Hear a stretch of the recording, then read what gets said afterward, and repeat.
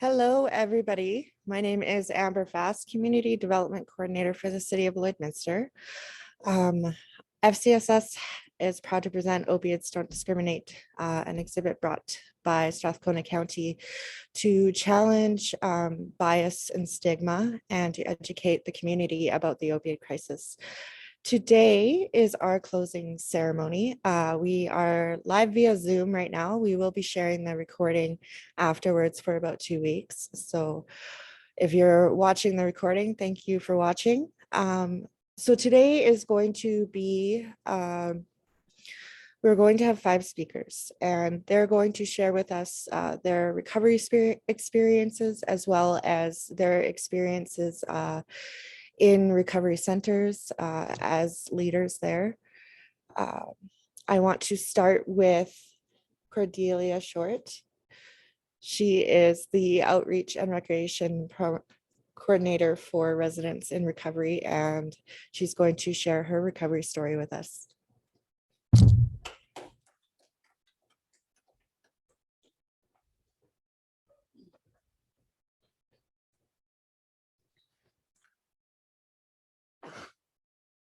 Good morning, everyone. As Amber had mentioned, my name is Cordelia.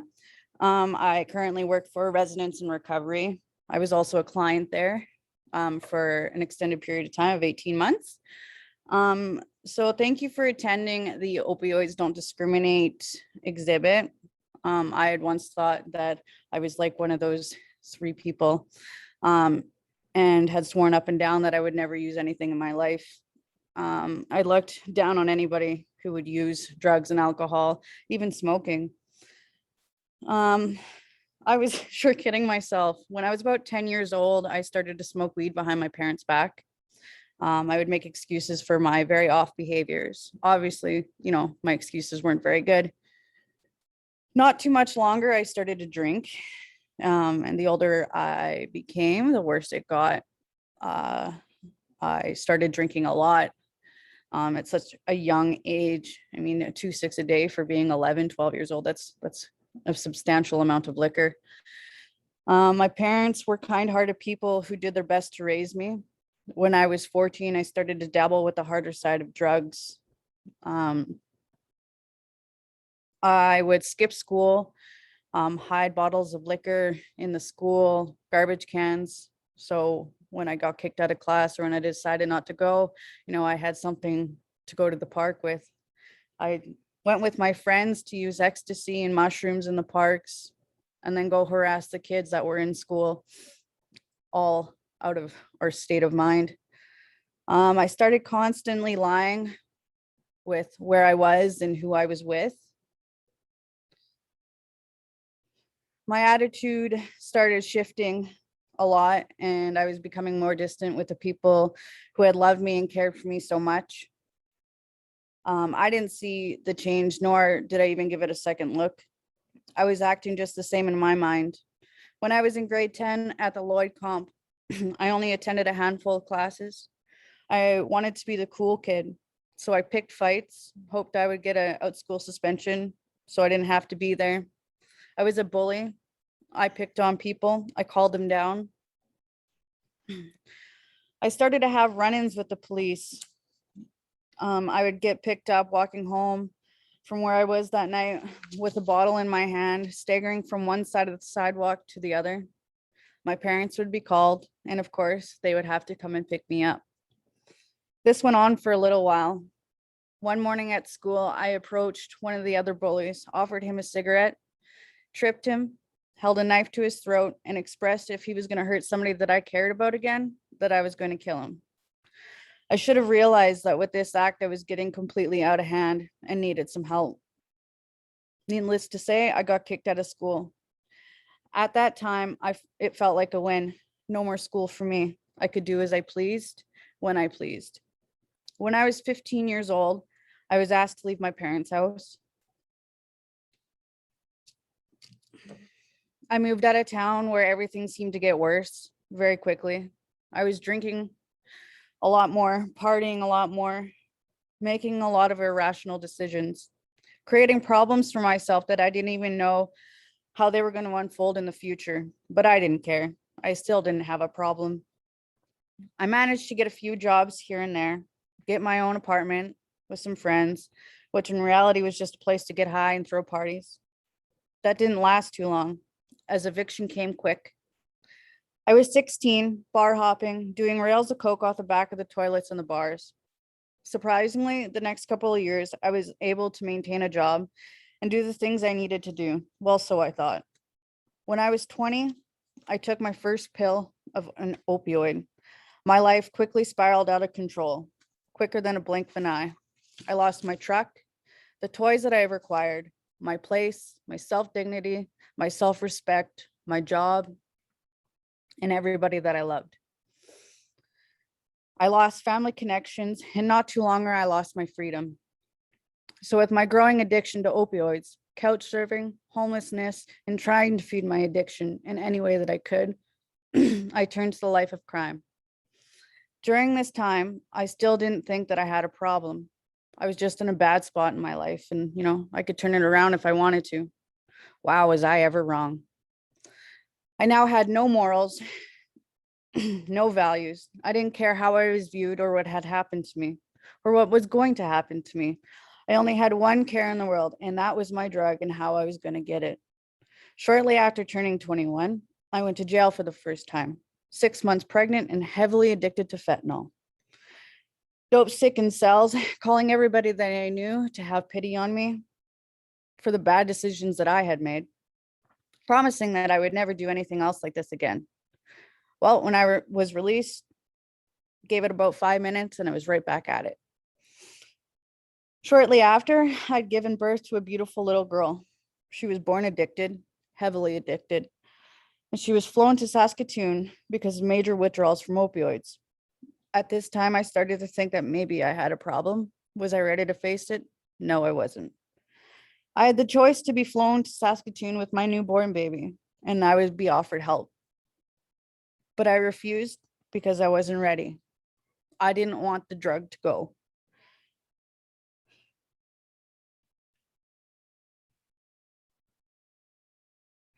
Not long after, I was back in jail. Then I was released a few months later, still not ready to change. But the more addicted I became, the deeper the hole I was digging.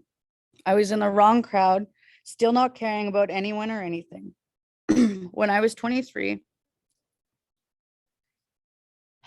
I was badly raped and left out of town. Didn't want to tell anybody about it because I had warrants for my arrest and didn't want to go back to jail. When I was picked up shortly later on charges that were unrelated, I had made a statement. Again, I was told I was lying because I was under the influence of drugs and just wanted an excuse to get out of jail.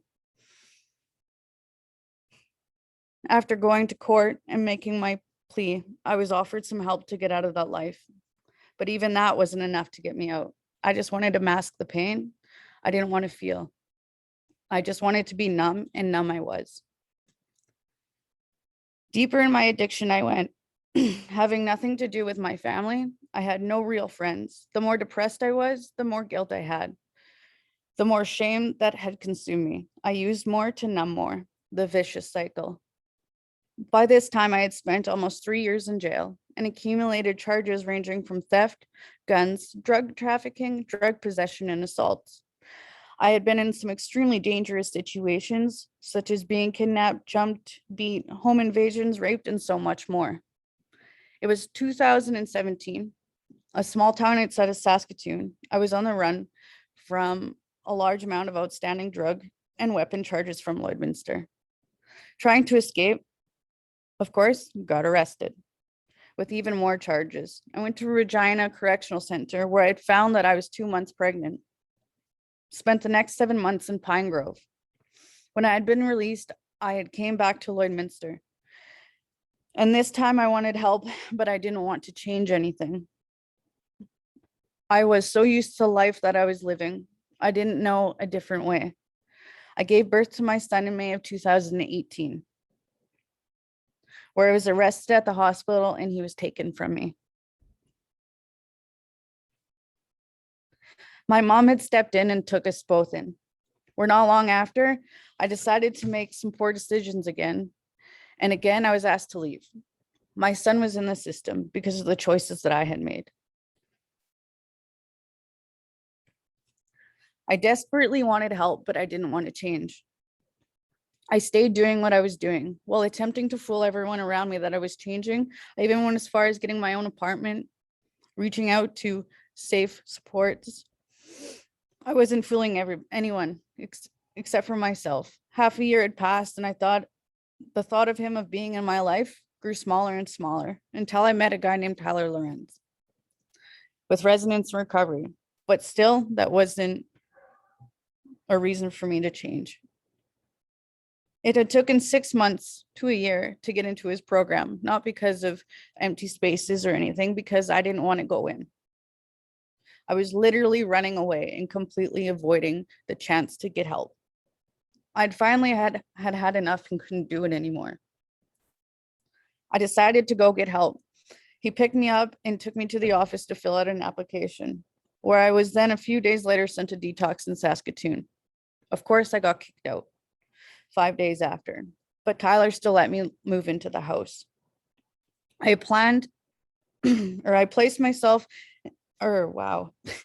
had then moved out shortly after, still on the road of recovery. I placed myself in extremely high risk situations in the short amount of time that I was away from the house, and I had asked if I was able to return to the sober living house. I was there for 14 days before I went to the next part of my journey.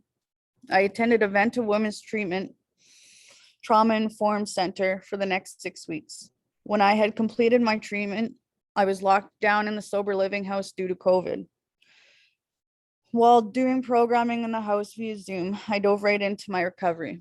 I was able to FaceTime visits with my son and worked on myself as much as I could. I had to change everything to truly begin to heal. After our COVID lockdown, I started getting in-person visits, then weekends, unsupervised, and eventually back into my care full time. I am now just over 2 years of the drug that completely stole my life.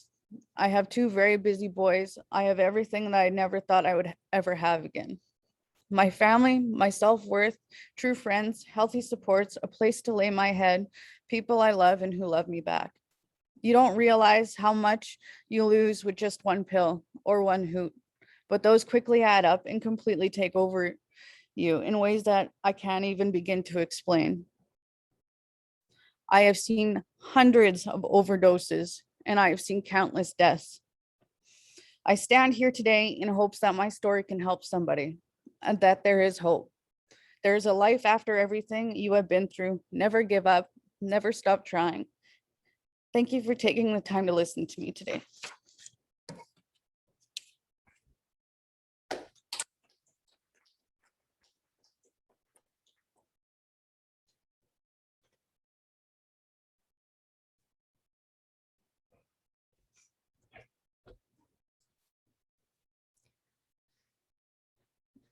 Thank you so much, Cordelia. That was a very powerful story. And congratulations on all that you've done and all that you've accomplished. And I'm sure that you will do more and more in the future. I would like to introduce our second speaker, Thomas Daniels. He is in the residence and recovery. No, he's not. He's from Onion Lake, Lily Lake. Sorry about that.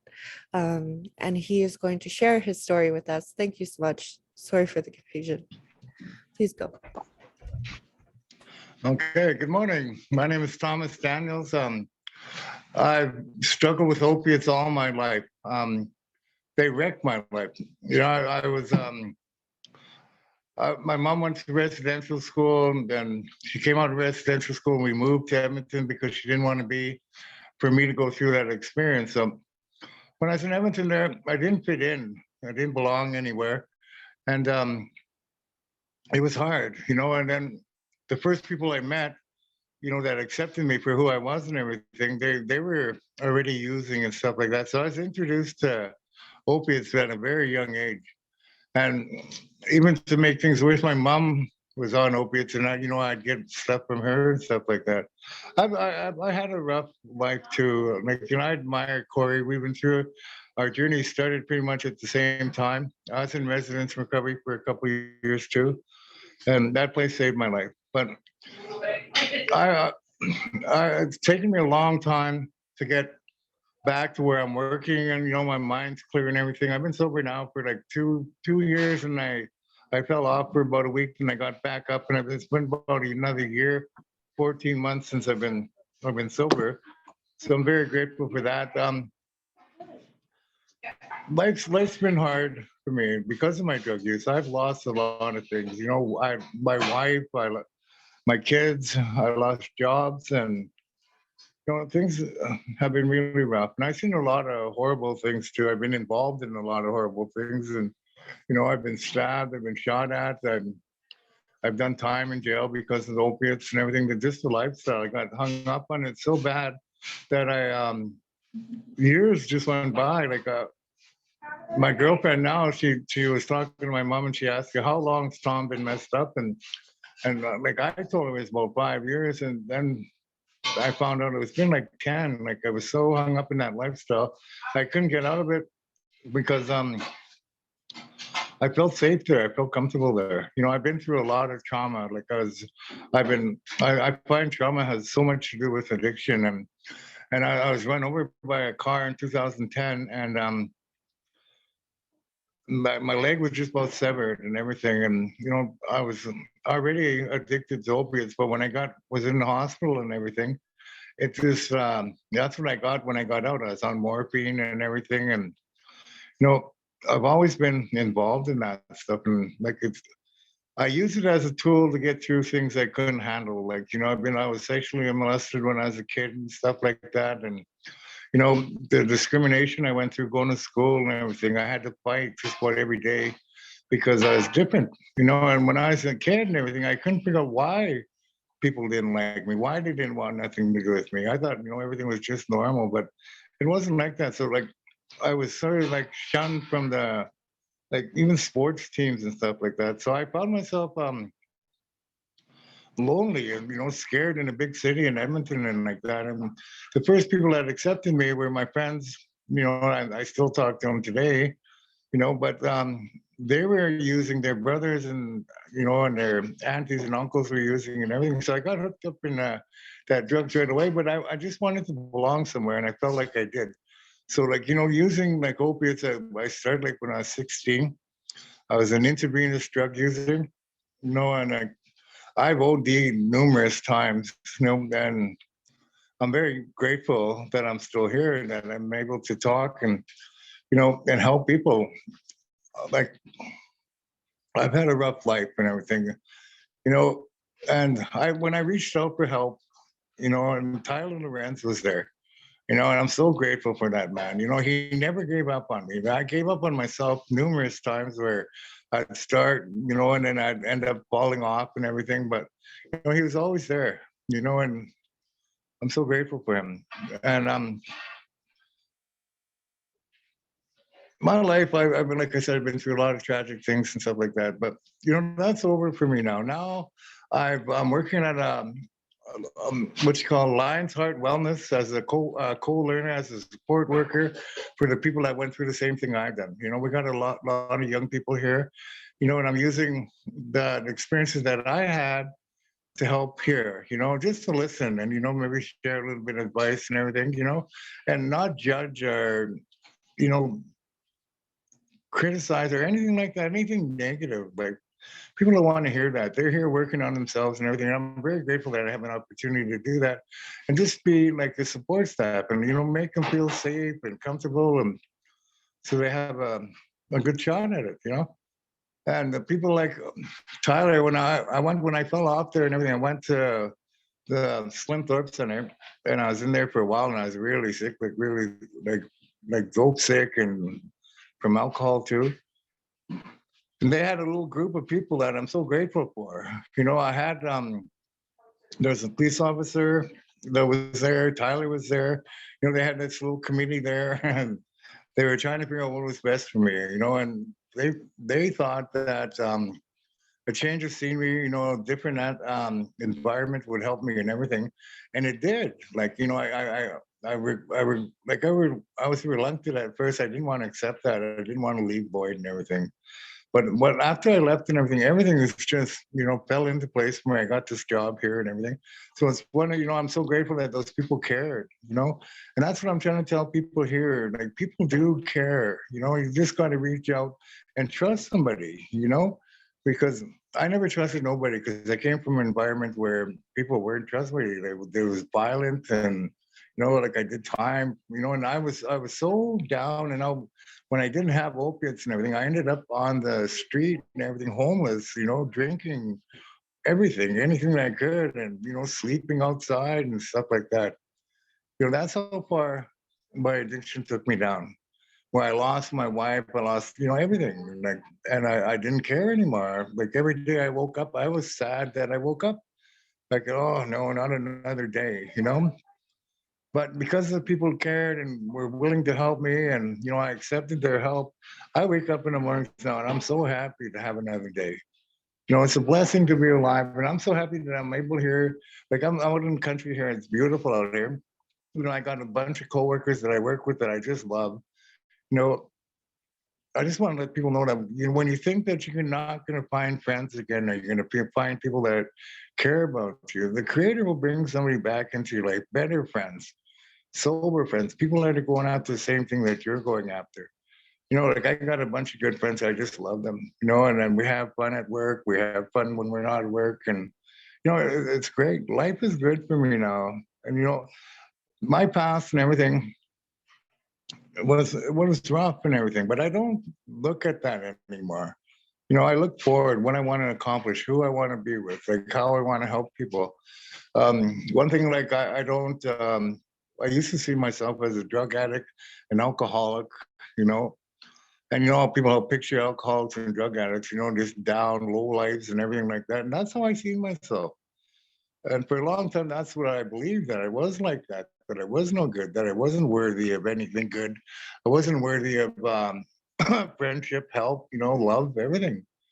But I've been sober because of residence and recovery. I stayed there like 2 years.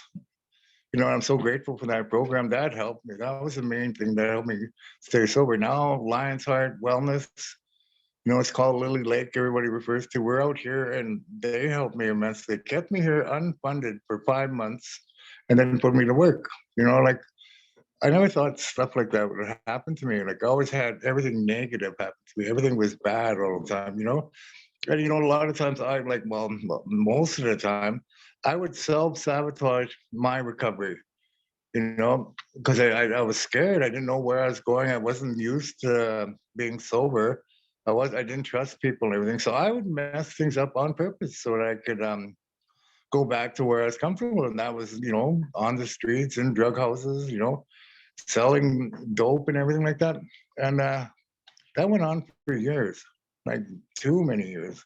I'm 57 years old now, and I've been sober now for 3 years, and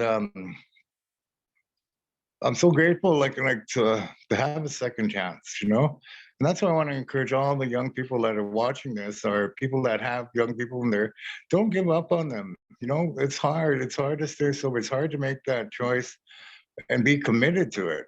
It's not easy to sober up and everything. And I find that if you never give up on somebody, that builds a trust with them, where they'll fall back and say, okay, I can talk to this guy, and that's what I'm trying to do here. Maybe it's not going to work for the first time that they're here, but maybe we planted that seed in there, excuse me, so that one day it will work.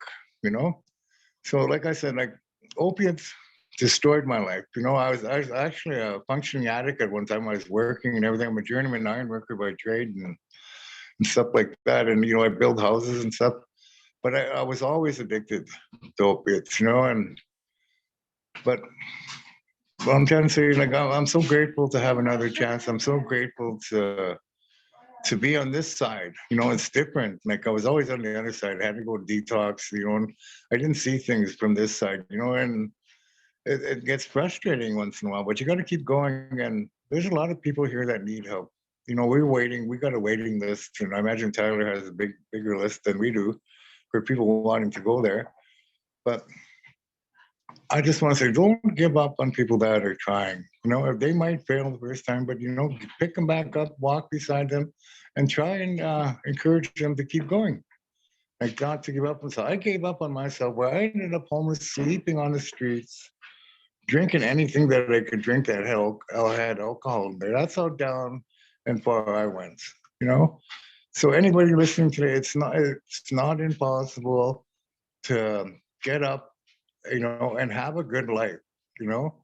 I work in here like I'm not filthy rich or nothing like that, but I wake up and I have joy in my life. I have peace in my life. I'm happy. For the first time in my life, I can actually say I'm happy. I love the people I'm around. I love working where I'm doing. You know, I got into this field, you know, because of all the stuff I put myself through, you know, and that's another thing. I took blame for everything that happened to me, you know. I put myself in that position. Like, I have to accept responsibility for that. And once I accept the responsibility that everything that happened to me was my doing, or I had some involvement in it by the choices I made, by the bad choices I made. Now, excuse me. Now, I accepted that, and then once I accepted it, it was a lot easier to move on and leave that back. You know, I couldn't sit there and blame everybody. I used to blame my dad. I used to blame, you know, everybody. Like, I used to blame the school system. You know, and I had to accept the fact that it was me that messed up, me that made those bad choices, you know. Now I'm sober and everything. Now I can make better choices, you know. I don't react like just right now. I think about things before I do anything. And the other day I was sitting outside there and I had a smoke and I was all alone and the sun was coming up and I really enjoyed that peace and quiet. You know, I used to hate that. I had to be around people. I had to be in a drug house. I had to be in a bar or drinking with buddies after work and stuff like that. I didn't like being alone. Now I don't mind that at all. I enjoy it. I look around and I see, you know, how beautiful it is, how life is like a gift, like, you know. And today I decided I'm going to have a great day today. No matter what happens, I'm having a great day. You know, I wake up like that every morning now. Before, I used to wake up when I was using from opiates and alcohol and everything. I didn't want to live. I was so upset that, you know, and I didn't have the courage to kill myself. And, you know, but I just about did. I OD'd once on fentanyl and they Narcaned me and they brought me back in the ambulance. And once the Narcan wore off, I OD'd again. That's how much of that fentanyl I took. Like, it was lethal. Like, I'm lucky to be sitting here. You know, and I had friends that saved my life too when I OD'd and, you know, giving me mouth to mouth and everything. You make sure I was still breathing. Like, this is real. This opioid crisis here is very real. It's scary. And where I'm working here, there's people from different reserves. That I'm from Onion Lake Reserve, and there's people from different reserves from here that it's such a crisis out there. They're losing 1 to 2 people ODing and dying every week. You know, that's how my reserve's getting to be. And then that fentanyl is taking over everything. They put it in every kind of dope. They put it in meth and everything. Like, it's very highly addictive. That's why they're doing it. It's cheap to make. So, like, this problem's not going to go away. But we need people like Tyler. We need people like Wanda Rowe here at Lions Heart Wellness. You know, that care. You know, and they've given up. You know what they were doing, and now they're helping so many people. That's what I want to do. I want to give something back. Because all my life I've been taking things. You know, I wasn't like down and out all the time. I was a very aggressive, like, you know, mean. I used to collect, you know, for money and stuff like that. You know, so I made a lot of those choices myself to be in that life, you know. Now I want to give something back. And because of residence recovery and Lions Heart Wellness, I have an opportunity now to give something back, to be real and be happy, which I am, and to share my story with people, you know, that I hope something, you know, catches you. And nothing's impossible. You know, if you want if you want to be sober, you can do it. It took me a long time, but I did it. So never give up on yourself. Keep, you know, going. If somebody reaches out a hand to help you, grab that hand and give it a shot. Don't, you know, say I don't need help. Because when I was in that world, in the opiate world and alcohol, there wasn't one person that was really happy. You know, everybody was there because there's some reason, that some kind of trauma that happened to them, you know, being left by their wife or their husband, something, you know, bad, you know. So everybody that's in that world, if they're sitting there saying it's all good and everything, they're lying, right? There's nothing good about being addicted to something so dependent on it, that especially opiates, you have to wake up in the morning, you need that opiate to function just to get up and be a normal person. And that's not really normal, but you know, that's how bad that shit is. Sorry for swearing, but I just want to let everybody know that life is good, really good. I've been sober now and everything, and now I'm like, my senses are coming back, my brain's functioning better, my vocabulary is even better, you know, and life is so good right now. I enjoy every day. I enjoy meeting people. So I'm just trying to say, never give up on yourself, okay? And don't give up on people that you love, because they need that help. They need to get out, and they need a person like Tyler, you know, that never gave up on me, kept sticking his hand out, and I finally grabbed onto it, and I'm so grateful that I did. And I applied myself, and you know, it's not easy. It's a lot of work, but it's worth every ounce of effort that you put into it. I've never been so happy in my life. So I just want to thank everybody for inviting me to be here. I'm so grateful that I had an opportunity to share with you. Um, and I just wish all of you a great day and just stay safe. Thank you. Is that what I'm supposed to? No, no, I didn't. What?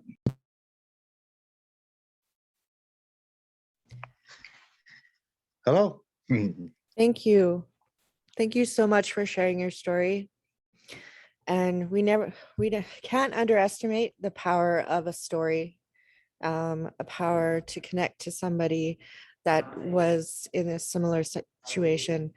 And I applaud you for reaching out and sharing. And I assure you that it touched my heart, and I'm sure it touches others as well. We will be sharing this as a recording out on, I believe, our lloydminster.ca/opiates page for about 2 weeks. We'll try to share it as much as we can. Thank you so much.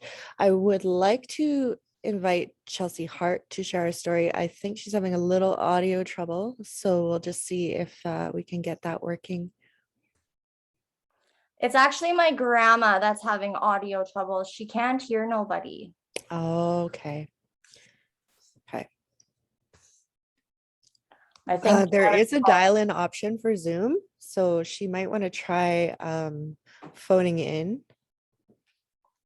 But Chelsey, I would love, are you ready to present? I'm ready, but I know my grandma really wanted to hear it, so. Okay, we'll give her a minute then. Okay, thank you. All right. And just remember that we're recording this so that if she does miss it, you can show it to her later. Okay, perfect. Oh, we're good to go. Looks like your grandma's good to go. We got a thumbs up. We got some Cordelia and Tyler helping her out here. So please go ahead, Chelsey. All right, so my name is Chelsey Hart, and I am a recovering fentanyl addict. So my addiction started shortly after my parents divorced. I was smoking weed when I was 13. We would skip school to go smoke weed and drink, to the point where I ended up having a friend overdose when we returned back to school. I continued on with my drug use by using cocaine, ecstasy, and continued on skipping school. My parents thought that moving me to a different town would help smarten me up, but sadly it didn't. I ended up being the only girl in high school being knocked up by the age of 16.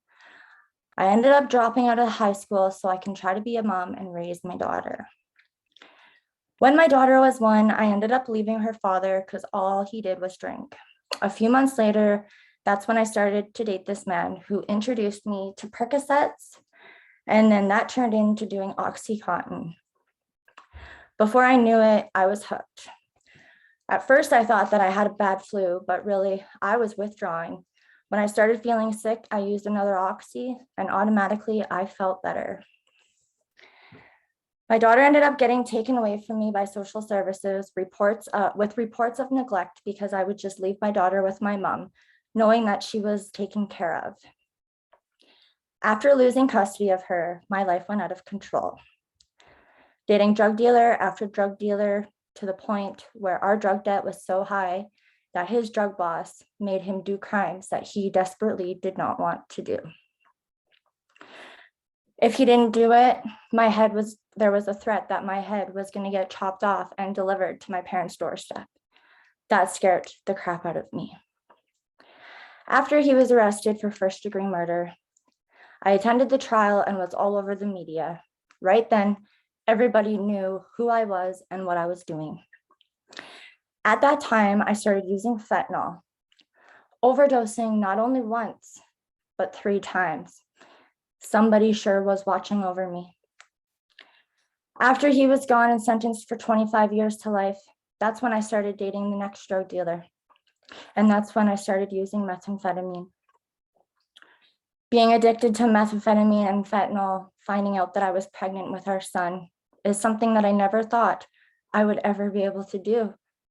But I was just not ready to get sober.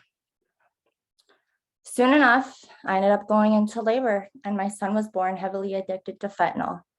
That's when we got flown to Regina Hospital and my son was in the NICU for weeks.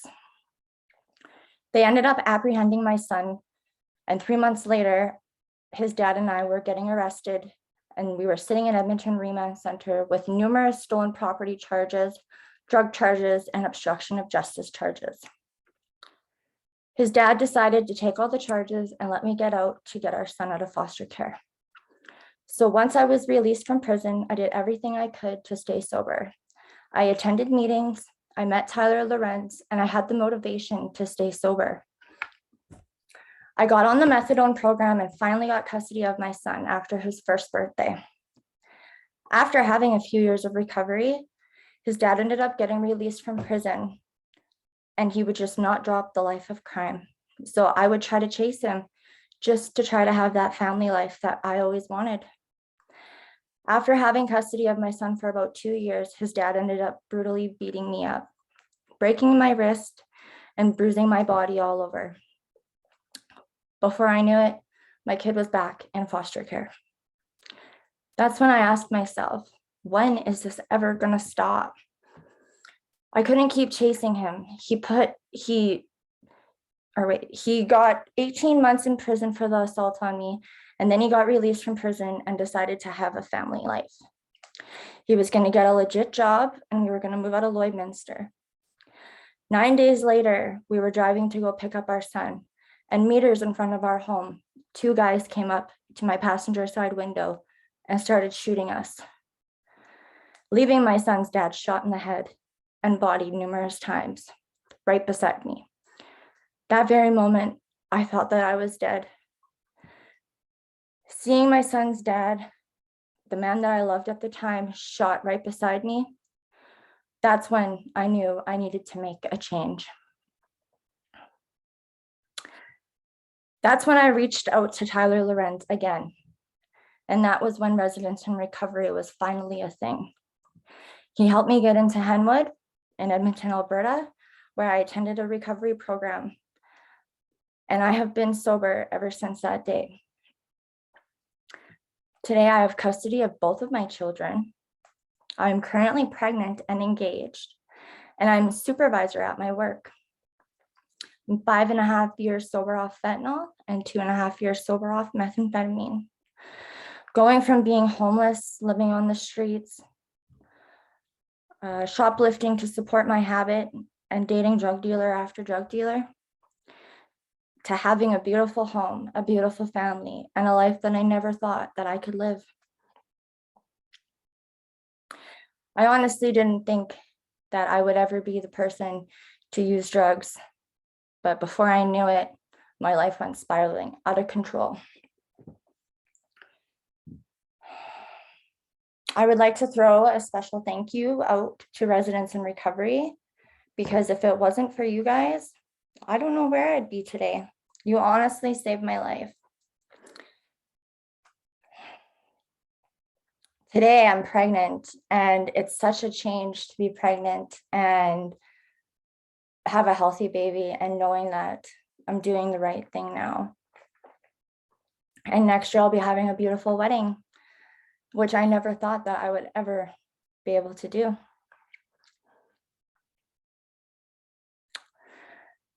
And yeah, I don't know, I kind of lost my speech, so I'm just kind of going off the top of my head. But honestly, opioid addiction is nothing to joke around with.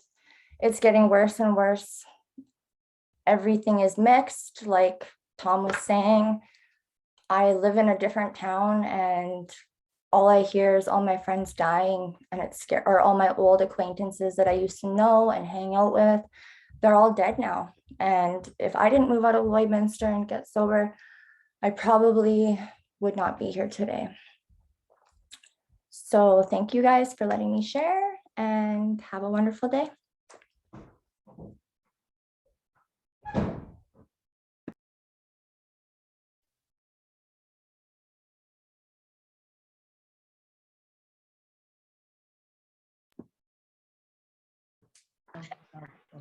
Bunch of random little note to self in there. Take chicken out of the freezer.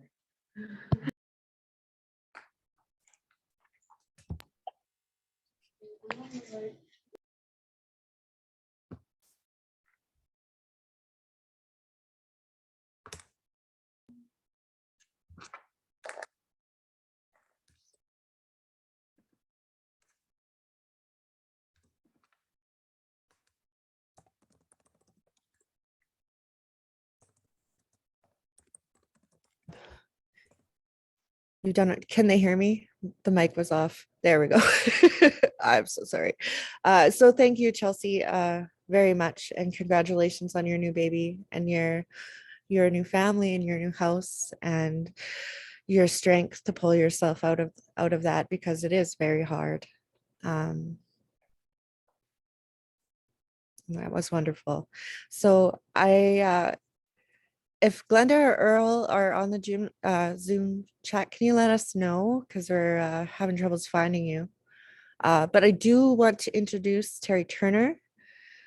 She would like to share her recovery story with us. Terry. Hello. Terry T. Okay. Yep. Thank you. All right. Kind of short notice, but I don't mind. I just want to thank Cordelia and Chelsey and Tom. I also was a client for at the Residence and Recovery Center. I know all three of the individuals. I've met them throughout my life in Lloydminster and over the past 9 years that I lived there. I grew up in Oak Point, not far from Lloydminster, and kind of struggled in school, not really fitting in either, and started to smoke cigarettes and smoke marijuana at a really young age, about 12 for sure. I was using daily. It wasn't until about the age of 13 that I started to drink. It seemed like it was every other weekend or whenever I could like get a hold of alcohol. My late mother was an alcoholic. She was a residential school victim, and there was a lot of alcoholism in the house. So unfortunately, it took her life by the time she was 38. I was just about 14 years old. And after that, my life continued into a lot of anger, frustration, confusion, and excessive drinking for a lot of years. The only time that I managed to stay sober in my early drinking was when I was 15 till probably 4 months after my daughter was born, when I was 16. And At that time, I was in an extremely abusive, very dangerous relationship with my daughter's biological father. So there was a lot of trauma there. I had left that situation, thankfully, with both of our lives, and tried to go back to school, moved to a small town near Elk Point, and I had done okay for a while, but the drinking always seemed to be my go-to when things got stressful, or even just learning how to socially interact with other people. That was the only way I really knew how. So yeah, I struggled with alcohol for many years. Just trying to think here. I moved to Lloydminster. I worked in the oil field for quite a while. So I moved to Lloydminster about 9 years ago, and I think I maybe was there less than 6 months, and I had started using heavier drugs like cocaine. And then I had attended a treatment program in Saskatchewan. And at that time, I was afraid because of what the drugs had been doing, aside from just alcohol, how bad the things quickly turned in my life. So I went to treatment, and I managed to get about 11 and a half months clean time, sober time, for the first time since I was basically a child. And honestly, that was the best year of my life. I had my children with me. I worked all the time. I did the best that I could. I had a pretty good life that during those 11 and a half months. That year, after I had started to drink again, it wasn't long, maybe a few months, 3 months, 4 months, and I was using cocaine again. I had eventually got so deep into the cocaine, I was using it daily, in large amounts of it, as well as drinking. Then not long after that, it had turned into crystal meth. I wasn't even sure what it was the first time I had used it. Being under the influence of alcohol, I just used it because there was no other drugs around. So yeah, it did not take long. I could probably honestly say I was hooked on crystal meth the first time I had used it. So that year I was on a conditional sentence order, and I was at home under strict conditions to be home throughout most of the daytime hours, or sorry, the evening into early morning daytime hours. I was at home a lot alone, and felt really distant from everybody that was in my life. I felt like a failure, and I was in denial about a lot of my behavior that had happened after I had started drinking and using again after that 11 and a half months. So at that time, my daughter was living with my dad in Elk Point, because I hadn't been able to be stable or parent properly for some time. And yeah, I got really carried away with my drug addiction. I no longer use cocaine. I just stuck strictly to the methamphetamine and the alcohol. Meanwhile, fell into a deep, deep depression. I spent a lot of time, obviously, at home during that time, but I got to know a lot of people in the community of Lloydminster very quickly. Other people that I used with, other people that had what I needed and wanted. I had limited access to being out in public, so a lot of people would come to my home, and it soon turned into a place where people use drugs. And I let certain people stay there that took advantage of the situation. It wasn't long, maybe 8 months, and I found myself sitting on my doorstep with a situation that had happened in the RCMP there, and my landlords and the neighbors and a lot of people that were not too happy with what was going on in the neighborhood with me being a resident there and the activity that was going on. So shortly after that, I moved out. I was evicted, moved out. And I can honestly say at that time, I was still in denial about how bad my addiction was. I had dropped a lot of weight in a short period of time. I hardly talked to anybody that was in any way, shape, or form healthy or didn't have drugs or alcohol or money.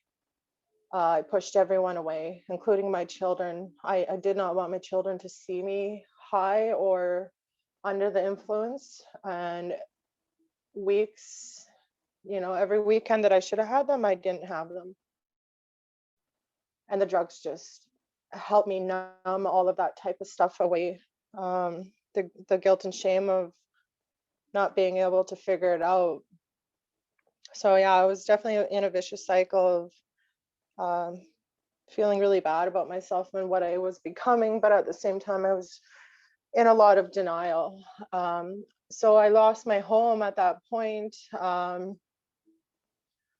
the next few years, I had been on and off homeless, managed to keep a place for the majority of the time. Unfortunately, my father passed away in 2016, which really impacted my life. I went into a severe depression, grieving him, but also not really knowing how to handle that grief because I was so numb with the drugs and alcohol. And again, once again, I found myself homeless and severely addicted to meth and alcohol. At that point, for a good 8 months, I don't have a whole lot of memory of what even was going on in my life. I couldn't put enough drugs and alcohol in my body. Yeah, it was a very sad time in my life. As for the opiates, I hadn't bothered with them up until 2020, early 2020. In the fall of 2019, I was seeing a man, a good man who was well known in the Lloydminster area. And unfortunately, in the beginning of our relationship, he had gone out of town and never returned. He was in the Prince Albert area and he hadn't returned. And then he was reported missing.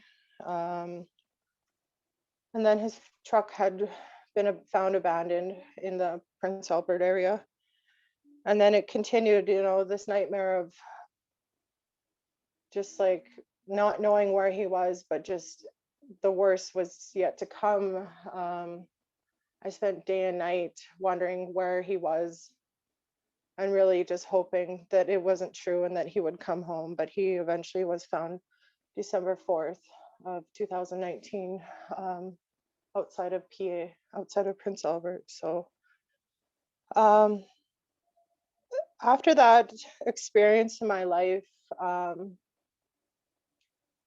I felt really alone again, really questioning why the people in my life that I really loved and cared about passed away.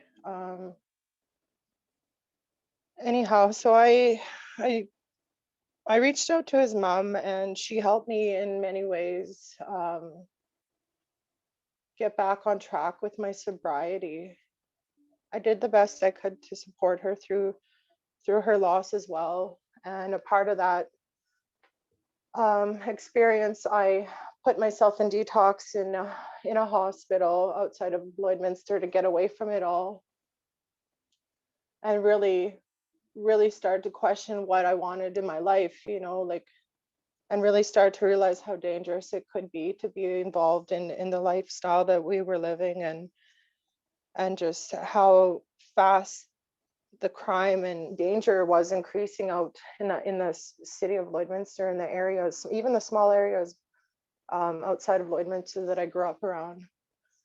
So I decided to detox myself, and I was later went into the Ekweskeet Healing Lodge in Onion Lake for a treatment program for women that would have been 6 weeks. I managed to stay there the 4 weeks, and I ended up coming back to Lloydminster and relapsing. And during that time, I felt like, with all the grief I had in my life and the recent loss of Dylan and my children not in my life, no real solid supports that I was accepting into my life, I started to I went right back to using and living a life of dealing drugs and crime, as well as I started to sell heroin. And at that point, it wasn't long after that I realized I started to use heroin as well, and I realized that I was addicted from the first time that I had used it. There was only a short period of my life that I did use any of the opiates, but within a period of about 2 months, I had overdosed twice and had been Narcaned. And the first time I was really sick for a few days afterward, and it scared me because it's something that I never ever thought would happen to me.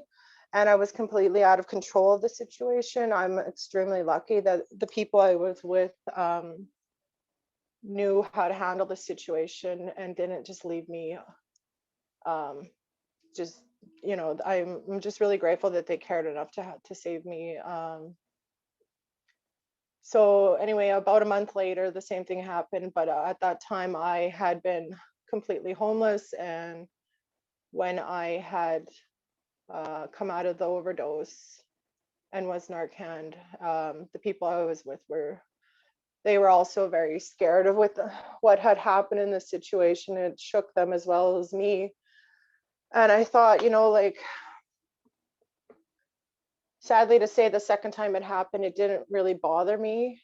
I got up and left the situation and carried on with my day. But about 2 days later, I don't know what came over me, but I sat down and I just really considered the fact that if I don't stop and I don't go back to reaching out for help and asking for a better way, and actually utilizing the help that my children and loved ones will definitely be bearing me at that rate.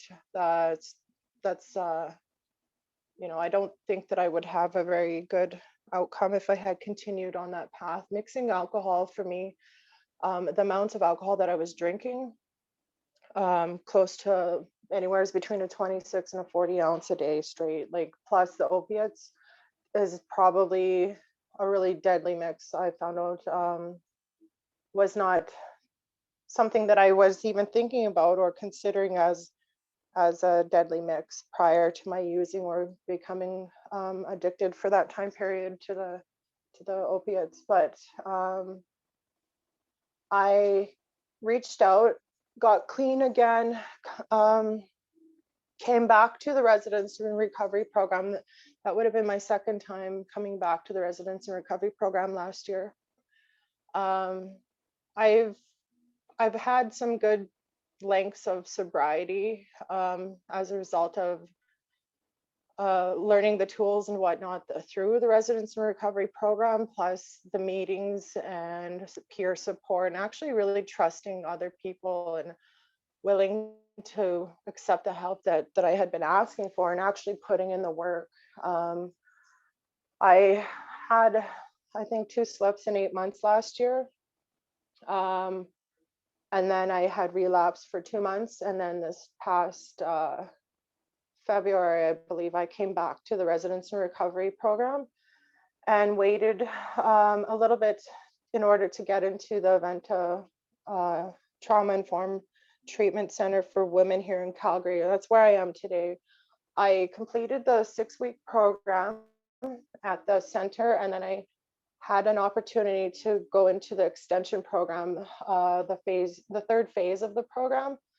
And I transitioned over September 15th, and I will be completed here December 7th. And I honestly, in the past, I've been to treatment about 6-7 times. I've completed some. I have also walked out of a few, but I honestly can say that this is the best choice I've ever made for my life and for my recovery. Unfortunately, about a week and a half ago, we had an incident actually too. You know, the opiate crisis is real. It's very real. It's very scary. There was an incident even in the center where I had to help a situation where somebody had overdosed. So, you know, if there's a will, it'll find, you know, if there's a way, it'll find its way into people's lives. It's something that I believe needs to be taken very, very seriously. And it starts with awareness. In all honesty, I never thought I'd have to go through the things I've had to go through as a result of choosing to have drugs in my life. And but I feel like with everything that I've learned, I'm gonna do the best I can to help other people with, you know, by sharing my story. Not only that, by looking at, you know, different ways like Tom was talking about, or Cordelia, you know, just giving back and continuing to be a part of that stuff where, you know, there is awareness, but also,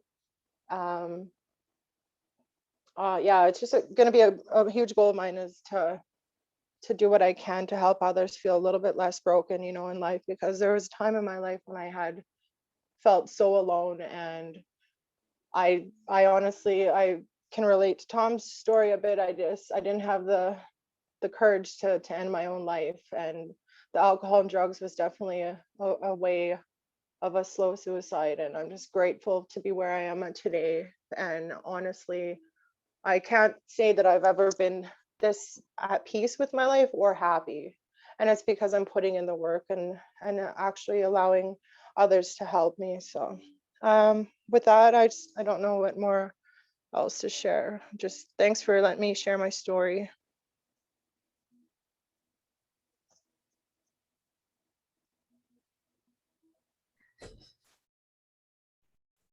Thank you so much, Terry. That was kind of an impromptu, and you did so well. And I applaud you for your efforts.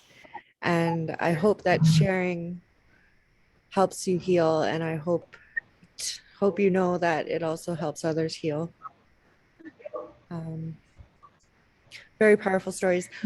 I would like to introduce Earl Thomas and Glenda Wolfe, representing the Ekweskeet Healing Lodge in Onion Lake, to share their experiences.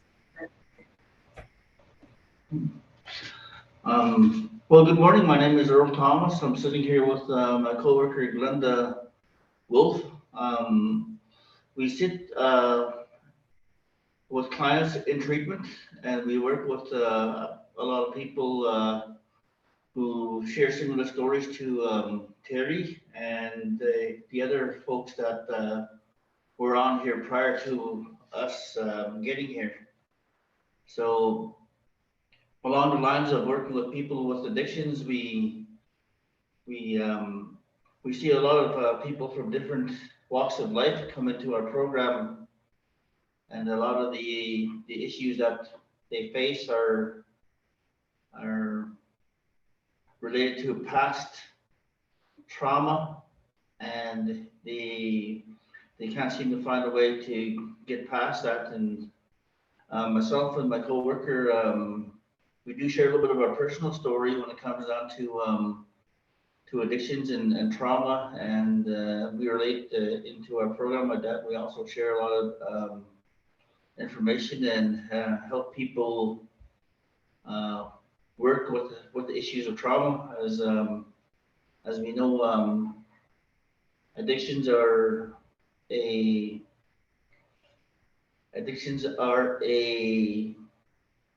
a symptom of deeper rooted issues, and that's one of the things that we always kind of say when we're working with addictions. And opiates in general are not one of those types of addictions that are just isolated to one particular area or one nation or one set of people.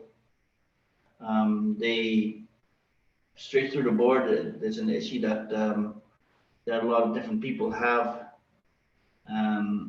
Of course, like I said, the deeper issues are the trauma, and I guess so. The choice to use,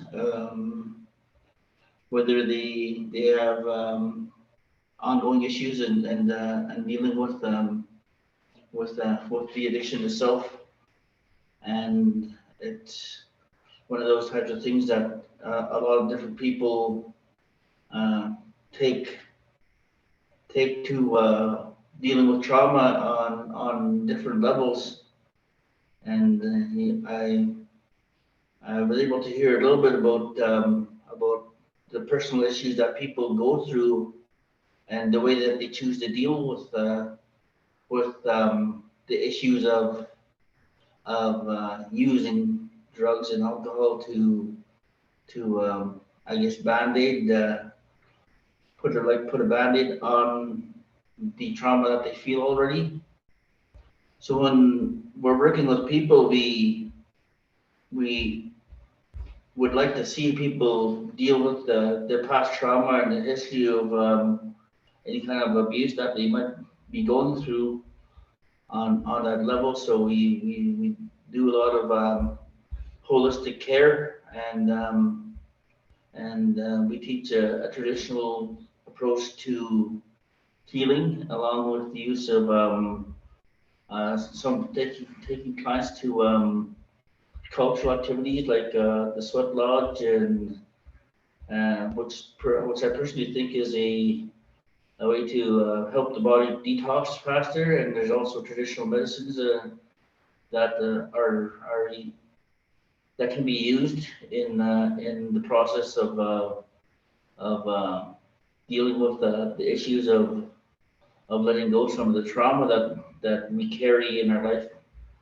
We can only hold so much trauma in our bodies before it starts to come out somewhere. We talk about shame and guilt and communication issues and so many things that are ongoing with regard to the way we learn to deal with the ongoing personal issues that we face on a day-to-day basis. And I think that if we can deal with those personal things, we'll find that we don't have a need to use as we sometimes feel like we have no choice to do. In taking care of ourselves and moving forward to make change in our life, there's a lot of risk we have to take as well to make change, because we become comfortable with having addictions in our life, and we want to be comfortable in dealing with trauma and the effects of trauma on our body and our mind and our spirit. And so in our program, we deal a lot with things like the issues that people are facing when they're coming into our program. Ideally, we would like people to be detoxed before they come to our program, and kind of be walking towards that idea of getting sober along their way of along the route of coming into Ekweskeet Healing Lodge. However, that can always not be the case, as people people coming off addictions and coming to our program, they figure that they would have one last swing at the ball, so to speak, like having one last fling before they get into treatment. Much the same concept of like a bachelor party before getting married kind of thing. And when we take on our addiction, it's like we're getting married to a new idea of making change for ourselves and dealing with the personal issues that got us into this place in the first place. So we had to find a way to deal with the past issues. We can start going down the list of talking about trauma and the things that have affected us in our life. Being a witness to alcohol use, or being a witness to drug use, or being a witness to domestic violence. All those things, they find a place in your body, and on a lot of different levels, we take things in, and if we don't deal with the things that we take in, it kind of sticks to us, and we try to self-medicate and take care of the issues that are affecting us on all different levels of our being, in our mind, in our body, in our spirit, and those things kind of get stuck to us, and they resonate within us to a point where we want to try to fix it. But being who we are and where we come from in life, we were taught to do those things. There's a whole list of factors that go into developing us as people, into becoming who we are as addicts. And when we start looking at our history with people in our land, we have government that kind of played a role in how we've become. And I often refer to our people as a society of people who were designed to be dependent on government, and it shows that we're dependent on people to tell us who we are and how we're going to be, and there's legislation in our government, and the way the government dealt with First Nations people when they came into the land, and the dealings that they had with signing treaty and the legislation in particular, pushed us into kind of a corner where we had to try to find a way to battle out of the stereotypes that are placed on us. So if we continue to look at all the behaviors and the issues concerning people with addictions, there's multi-layered facets of trauma, of ideologies and stereotypes, and there like we can talk all day about the different issues that we face as people trying to make change in our life, because often we have the biggest change that has to be made is not just the ones that we let be put on us, but the ones that we're putting on ourselves as well. So we often are our own worst enemies when it comes down to the way we handle addictions and the way we do things. So we can talk, like I said, we can talk long and hard about the facets of the different facets of life that we've undergone. And the speakers prior to myself have had some good words about the way they had to deal with issues on a personal level. So personally, it's one of those things that we have to relearn So we have to do a lot of reteachings of things. And the people that are dealing with the opiates, they also have issues with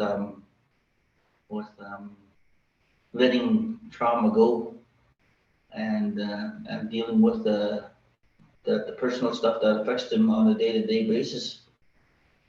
Trust is one of the biggest issues that we find. We have to break those barriers of trust, because trust is a big issue to helping people move forward. Trust creates safety, and in safety we can do a lot of things to help make change. But I'm not the one that's going to be changing the people when they come to us for help. It's the people that are going to be changing themselves in order for them to move forward in a good way and feel comfortable in the way that they're handling the things that they want to change.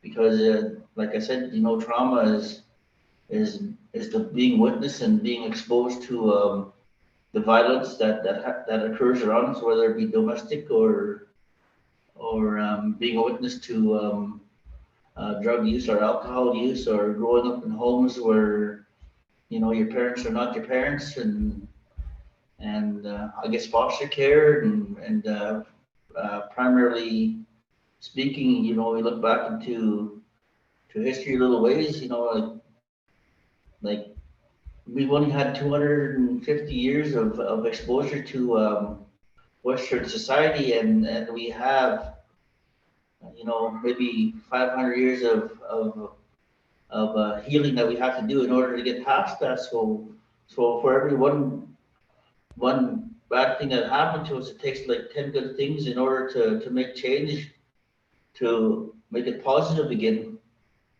And when we're being bombarded with negative, we have to look at so many different positive things that we have to do to make change again, to come back around full circle to a point of healing and being able to walk with our heads up. And I've been in the position myself, personally. I had to deal with addictions. My addiction was alcohol, not so much drugs, but alcohol was probably the worst thing that could have happened to me in my life. And the issue of dealing with pain of being abused in my own home, and then being abused in school as well, and mentally, physically, emotionally, spiritually, sexually. Those are the things that I had to battle in order to come around to the point where I could, be in a position to talk to people or help people deal with their own personal issues. And it was an ongoing battle when your heart and your mind are tied to drugs and alcohol, and wanting to continue using, because it's hard to, it's like when you tear that band-aid off, and there's some pain that comes along with tearing the band-aid off, because you're exposed and you have pain that you have to deal with, so we have to let that go. So I found that in my healing process that I had to do a lot of crying, a lot of forgiving, and not just people that hurt me, but I had to forgive myself for hanging on to the issues that were holding me back in life.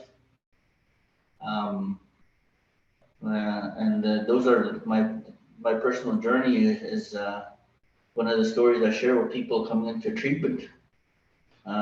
Maybe sometimes people don't want to hear that kind of thing when they come into a treatment program, but like it's harder to believe a person that just comes straight out of university and that doesn't seem to have had the issues that we had on personal levels. But I find that in working with people, they respond better if you kind of been on the same road as them, and that you have made change for yourself. Those are the things that people kind of look towards while trying to make change for themselves. And my coworker is you know, she sits in the same boat as me. She came from kind of a hard life with some of the addictions that she faced on a personal level. We both been there, but at the same time, the way we handle things and come out of it, it makes us stronger as humans, and we work as a team in dealing with people, in dealing with personal issues related to addictions. So those are kind of where I'm coming from when I start talking about the issues around how we say that opioids don't discriminate, and the issue, you know, I'm like when I hear people talking about their stories, it just brings me back to the point where we have to learn a whole string of different ways of dealing with the issue around addictions in general, because, you know, we, like I said previously, addictions is they're only a symptom of deeper rooted issues, and a lot of times, you know, if we're not dealing with the stuff that hurt us in the first place, we're going to find a way to put a temporary band-aid on trying to make change for ourselves. So it's better to let the, you know, keep the band-aid off and let the wound heal, rather than putting a band-aid on and just ripping it off and feeling the pain again. And when I'm talking about addictions, you know, I also like to talk about like that old wound.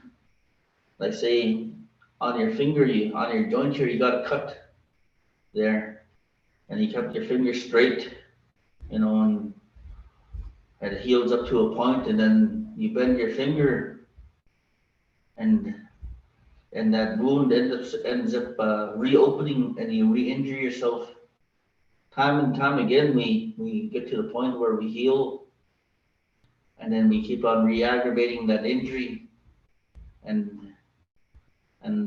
I like to make that comparison or that analogy when it comes to working with people with addictions. You know, we can only go through it so long until we're tired of it, and we make the change that we need to become stronger, so we don't have to face the idea of being addicted anymore, and making change in those ways. You know, we have to really let that wound heal to a point where we can trust the fact that we can rebend our finger and not feel the pain associated with re-injuring ourselves every time that we go through the change that we want. And you know, I heard the people talking before me, Terry in particular, saying that she attended the program, she go for the whole program, and then she end up quitting, and then something would trigger her, she would relapse, and cycling in that way, we learn things as we're making change. But the fact is, there's some issues there that are still needing to be dealt with. So we often get triggered, and you know, we snap, and we're right back there again. And I know when, like, personally speaking, and in that sense, you know, when I relapsed, I was right back to where I was when I stopped the first time. And then, you know, I kept on, you know, having these slips as well. But eventually, you know, you make change, and the biggest part of my change is that, you know, I can say that I love the people that I felt hurt me when I was younger, and I forgive them, and therefore I can love life, and I can live life to my potential. And my potential is that I walk this world to help and to be a helper in Cree culture. I'm not a Cree person. We talk about being an Oskapios, that's helper, and I've always been a helper throughout my time, and in my walk in this world, that's where I've been put. So I'm a helper for the people and in ceremony, and I find that those are the strongest, some of the strongest things that help us, and the ceremony and the cultural aspect of things that we have. When we lost our identity, we also lost our language, we lost our kinship, we lost our everything that made us feel like we were humans. And along the way, in our travels as First Nations people, we've been dehumanized a lot, and we've been put in a place where we felt that addictions maybe were all the things that we could have in our life. And as a result of that, you know, we got stuck in a cycle that we don't feel comfortable in living the way we could have potentially lived without dealing with the personal issues that we're going through. So I think along the way, you know, we learned a lot in making change, and that's what we teach when we're here, when we're doing class at our lodge here, Ekweskeet Healing Lodge. And we also have a prevention side, which goes out to the community and offers services, and we want people to come into our program, and in order for them to forgive and to let some of the trauma go that they've had.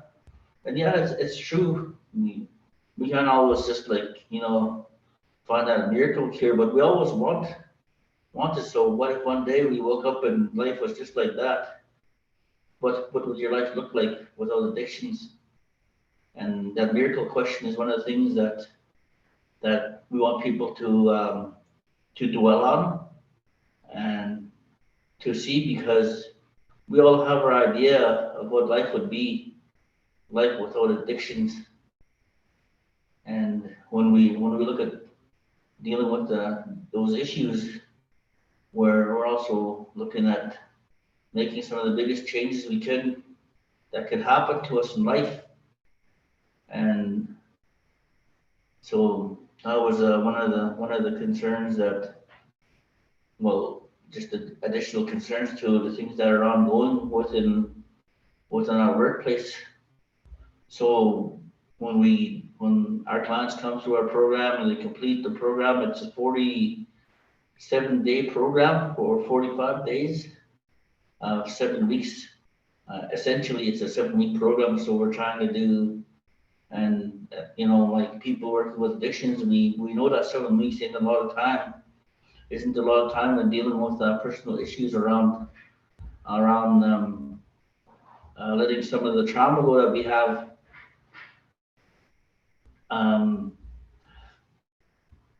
So I would like to hear Glenda talk, but she's kind of busy with some things here. We had chosen to come into our workplace, and work is pulling her away from speaking at this time. So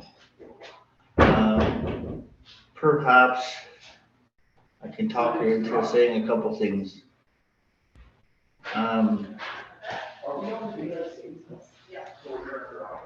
So I'm really glad to have had the opportunity to come speak, and along those lines, you know, we want to evoke change and help people move forward in making change and continue to make change, because once we start this journey of healing, it's an ongoing issue, because there's a lot of different factors that come into life and retrigger us and help us kind of bring us back to the point where we were at one time, and making change like that is essential to growing and changing. So any quick words from you, Glenda, before we leave? No, I think Earl said it all. Okay, well, I'd like to thank you all for your time and for listening, and I hope my words were good for you all. Thank you.